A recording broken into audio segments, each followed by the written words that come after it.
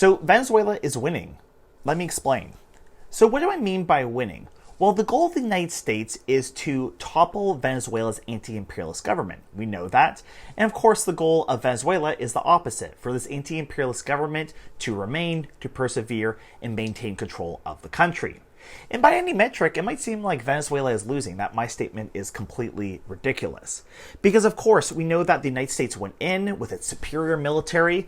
Not a single U.S. troop, as far as we know, lost their lives, while 80 Venezuelans lost their lives. And of course, they went in, captured Maduro, and took him to the United States.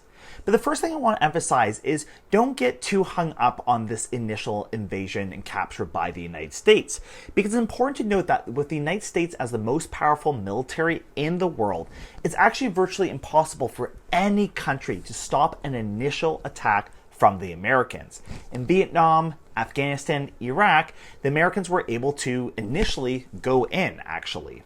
But while you might not be able to repel an initial attack, you can definitely drive out an occupying force. In other words, while America has, superior air power, its ability to take over countries like Vietnam, Afghanistan, and Iraq all ended in defeat. And were there to be a ground invasion of Venezuela, we could expect the same. Now, the second off, and probably most importantly, I want to emphasize the fact that despite how shocking it is for them to go in and capture Maduro, nothing has changed actually. Not a single square inch of Venezuelan territory is occupied by the Americans. And this is actually a very surprising thing, because if there was a chance for the supposed Venezuelan opposition groups, or even for that matter, CIA-sponsored groups, to take over the country, that would have been the exact time to do it. When the Venezuelan military was engaged with Americans and distracted, if there was a time to topple the government, that would have been the time.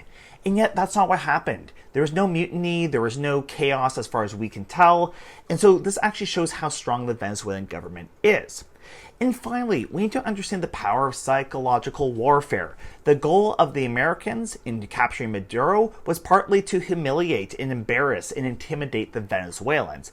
But instead we see Maduro looking quite calm, giving the thumbs up, and actually even greeting reporters in the United States saying Happy New Year, So in summary, Venezuela's ability to avoid any sort of collapse because of the initial American invasion, there's no mutiny, there's no coup or anything like that, shows that it has a strong anti-imperialist government.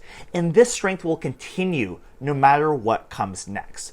Thank you so much. I want to hear your comments, of course. Please like and share, and I really appreciate any feedback you have. Thanks.